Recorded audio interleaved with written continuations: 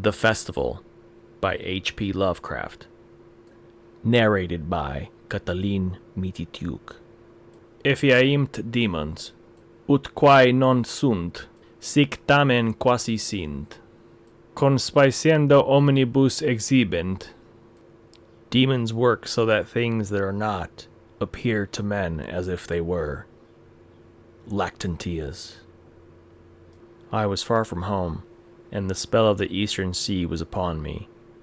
In the twilight I heard it pounding on the rocks, and I knew it lay just over the hill where the twisting willows writhed against the clearing sky and the first stars of evening. And because my fathers had called me to the old town beyond, I pushed on through the shallow new-fallen snow along the road that soared lonely up to where Aldebaran twinkled among the trees, on toward the very ancient town I had never seen but often dreamed of. It was the Yuletide, which men call Christmas, though they know in their hearts it is older than Bethlehem and Babylon, older than Memphis and mankind. It was the Yuletide, and I had come at last to the ancient sea town where my people had dwelt and kept festival in the elder time when festival was forbidden, where also they had commanded their sons to keep festival once every century, that the memory of primal secrets might not be forgotten. Mine were an old people, old even when this land was settled 300 years before, and they were strange, because they had come as dark, furtive folk from opiate southern gardens of orchids and spoken another tongue before they learnt the tongue of the blue-eyed fishers.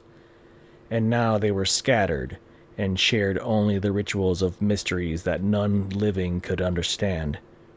I was the only one who came back that night to the old fishing town as legend bade, for only the poor and the lonely remember.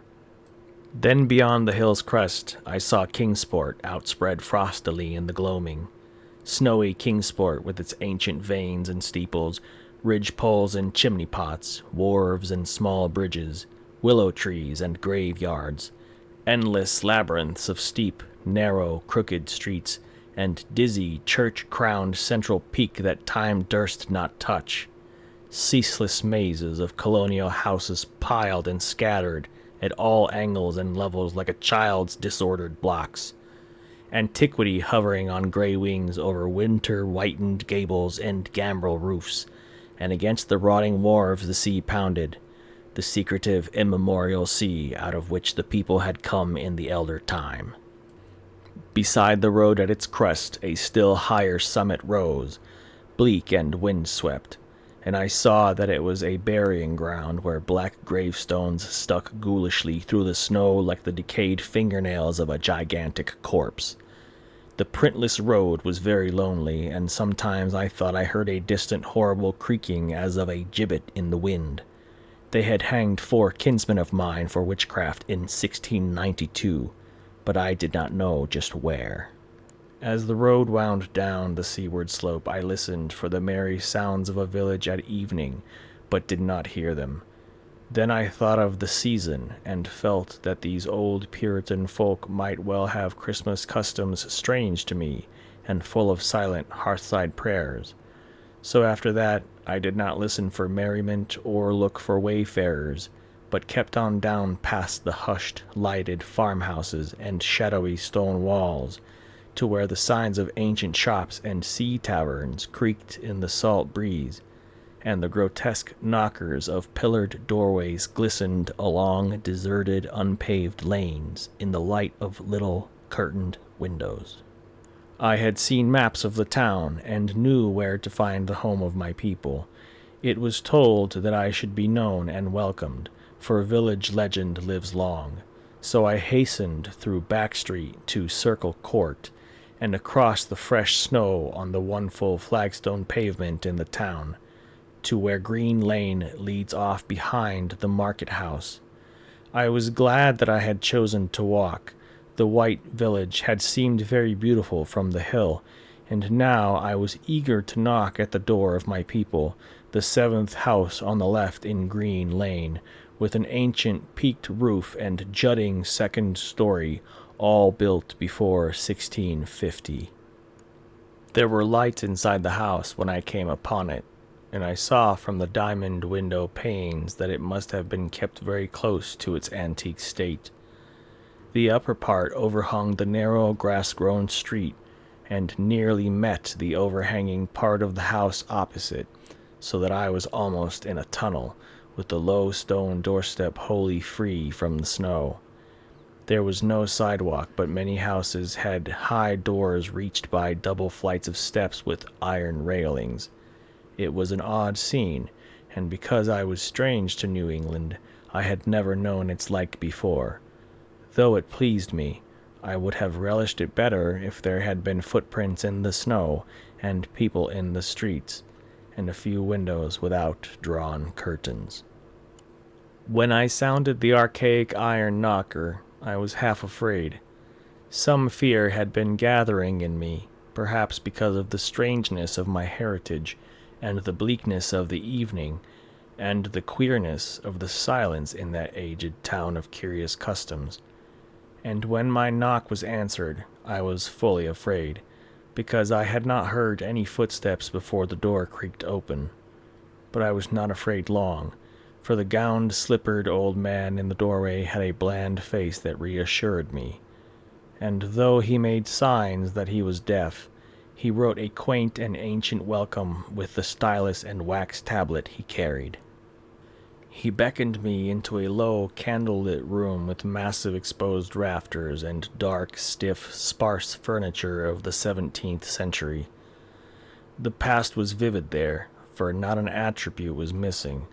There was a cavernous fireplace and a spinning wheel at which a bent old woman, in loose wrapper and deep poke bonnet, sat back toward me, silently spinning despite the festive season.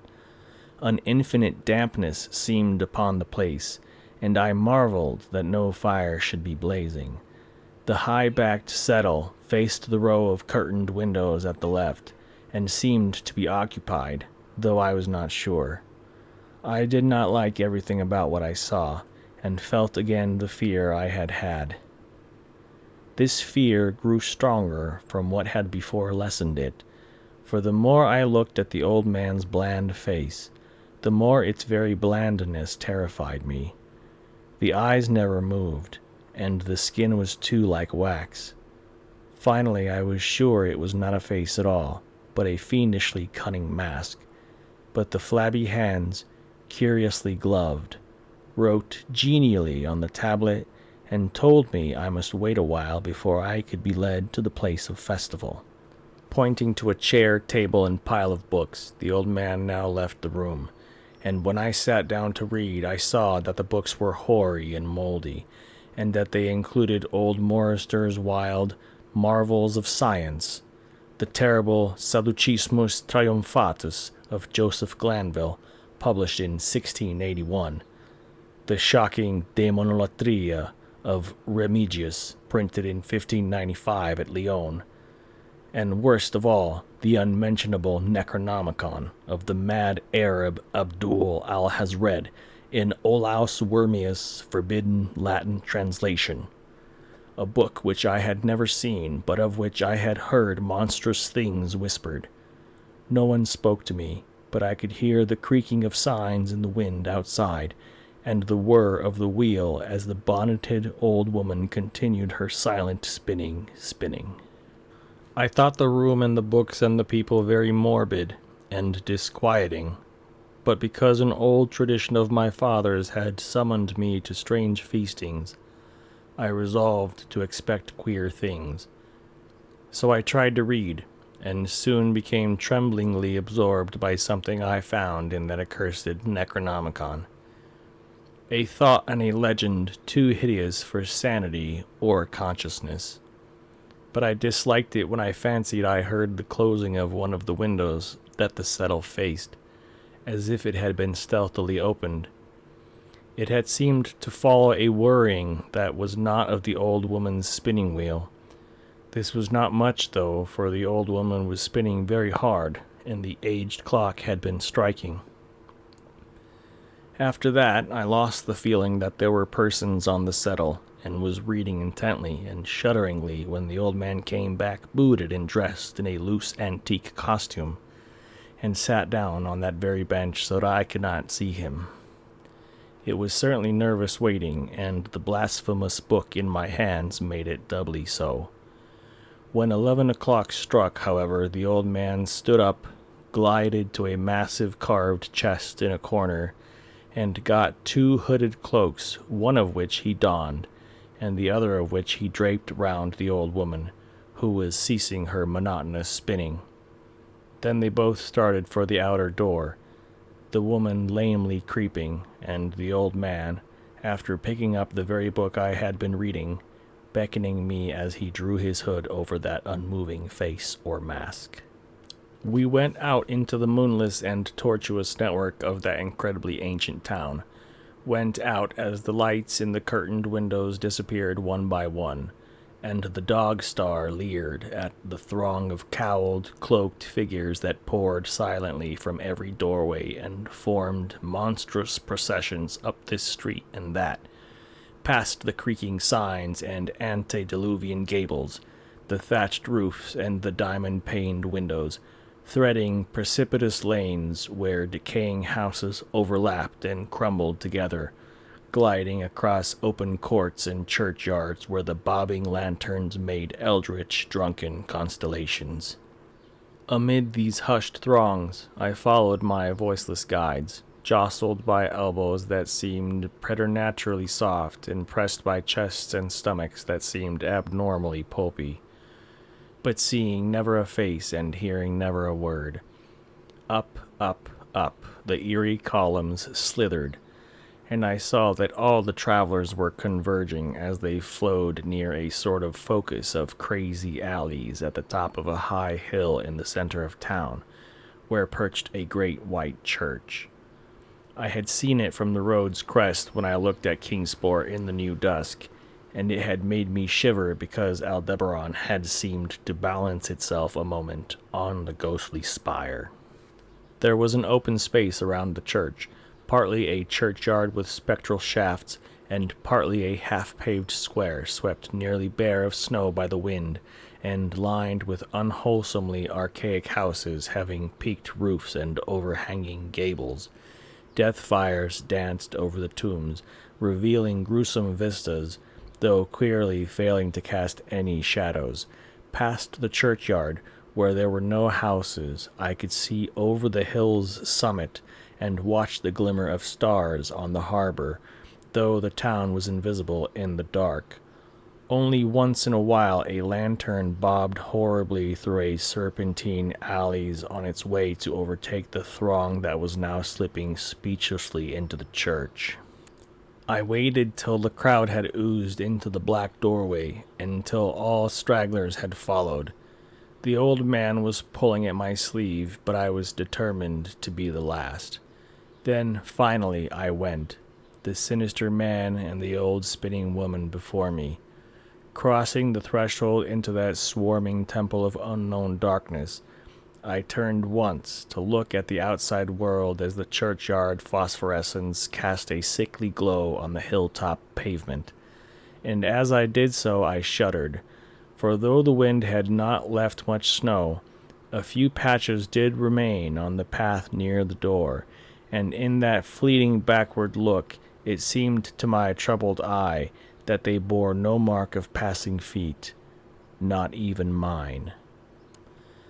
The church was scarce lighted by all the lanterns that had entered it, for most of the throng had already vanished.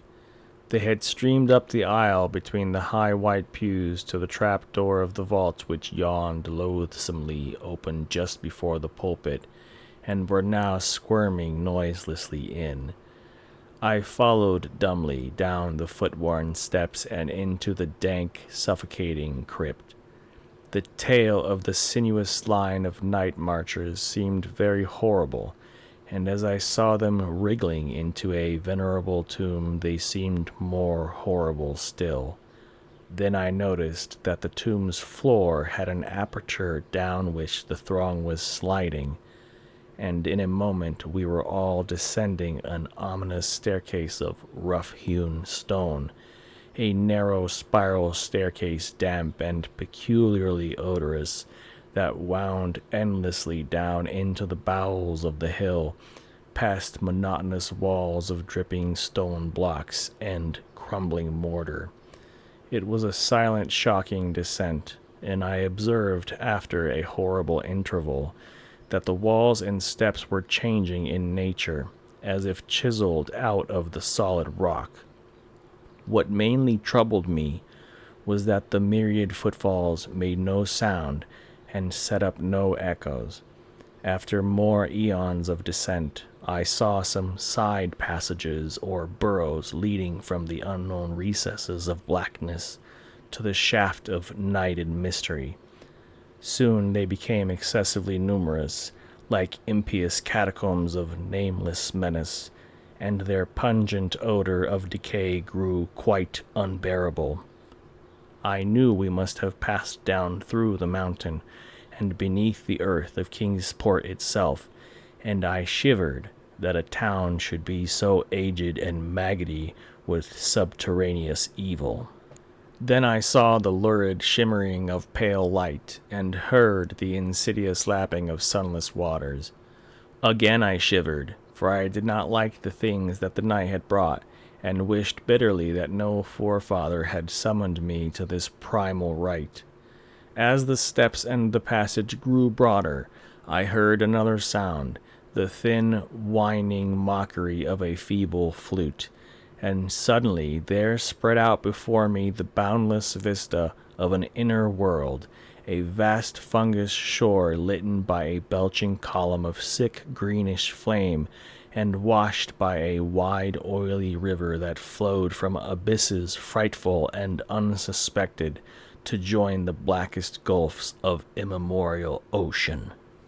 Fainting and gasping, I looked at that unhallowed Erebus of Titan toadstools, leprous fire, and slimy water, and saw the cloaked throngs forming a semicircle around the blazing pillar. It was the Yule rite, older than man and fated to survive him, the primal rite of the solstice and of spring's promise beyond the snows, the rite of fire and evergreen, light and music. And in that Stygian grotto I saw them do the rite, and adore the sick pillar of flame, and throw into the water handfuls gouged out of the viscous vegetation which glittered green in the chlorotic glare. I saw this, and I saw something amorphously squatted far away from the light, piping noisomely on a flute. And as the thing piped, I thought I heard noxious muffled flutterings in the fetid darkness where I could not see. But what frightened me most was that flaming column, spouting volcanically from depths profound and inconceivable, casting no shadows as healthy flame should, and coating the nitrous stone above with a nasty, venomous verdigris. For in all that seething combustion no warmth lay, but only the clamminess of death and corruption. The man who had brought me now squirmed to a point directly beside the hideous flame, and made stiff ceremonial motions to the semicircle he faced. At certain stages of the ritual, they did groveling obeisance, especially when he held above his head that abhorrent Necronomicon he had taken with him. And I shared all the obeisances because I had been summoned to this festival by the writings of my forefathers. Then the old man made a signal to the half-seen flute player in the darkness, which player thereupon changed its feeble drone to a scarce louder drone in another key, precipitating as it did so a horror unthinkable and unexpected. At this horror I sank nearly to the lichened earth, transfixed with a dread not of this nor any world, but only of the mad spaces between the stars. Out of the unimaginable blackness beyond the gangrenous glare of that cold flame, Out of the Tartarian leagues through which that oily river rolled uncanny, unheard, and unsuspected, there flopped rhythmically a horde of tame, trained, hybrid, winged things that no sound eye could ever wholly grasp, or sound brain ever wholly remember. They were not altogether crows, nor moles, nor buzzards, nor ants, nor vampire bats, nor decomposed human beings, but something I cannot and must not recall. They flopped limply along, half with their webbed feet and half with their membranous wings, and as they reached the throng of celebrants the cowled figures seized and mounted them, and rode off one by one along the reaches of that unlighted river, into pits and galleries of panic where poisoned springs feed frightful and undiscoverable cataracts. The old spinning woman had gone with the throng, and the old man remained only because I had refused when he motioned me to seize an animal and ride like the rest. I saw when I staggered to my feet that the amorphous flute player had rolled out of sight, but that two of the beasts were patiently standing by. As I hung back, the old man produced his stylus and tablet, and wrote that he was the true deputy of my fathers who had founded the Yule worship in this ancient place, that it had been decreed that I should come back, and that the most secret mysteries were yet to be performed. He wrote this in a very ancient hand, and when I still hesitated, he pulled from his loose robe a seal ring and a watch, both with my family arms, to prove that he was what he said. But it was a hideous proof, because I knew from old papers that the watch had been buried with my great-great-great-great-grandfather in 1698. Presently, the old man drew back his hood and pointed to the family resemblance in his face, but I only shuddered, because I was sure that the face was merely a devilish waxen mask. The flopping animals were now scratching restlessly at the lichens, and I saw that the old man was nearly as restless himself. When one of the things began to waddle and edge away, he turned quickly to stop it, so that the suddenness of his motion dislodged the waxen mask from what should have been his head. And then, because that nightmare's position barred me from the stone staircase down which we had come, I flung myself into the oily underground river that bubbled somewhere to the caves of the sea, flung myself into the putrescent juice of earth's inner horrors before the madness of my screams could bring down upon me all the charnel legions these pest gulfs might conceal. At the hospital they told me I had been found half frozen in Kingsport Harbor at dawn, clinging to the drifting spar that accident sent to save me. They told me I had taken the wrong fork of the hill road the night before, and fallen over the cliffs at Orange Point, a thing they deducted from prints found in the snow. There was nothing I could say because everything was wrong. Everything was wrong, with the broad windows showing a sea of roofs in which only about 1 in 5 was ancient, and the sound of trolleys and motors in the streets below. They insisted that this was Kingsport, and I could not deny it.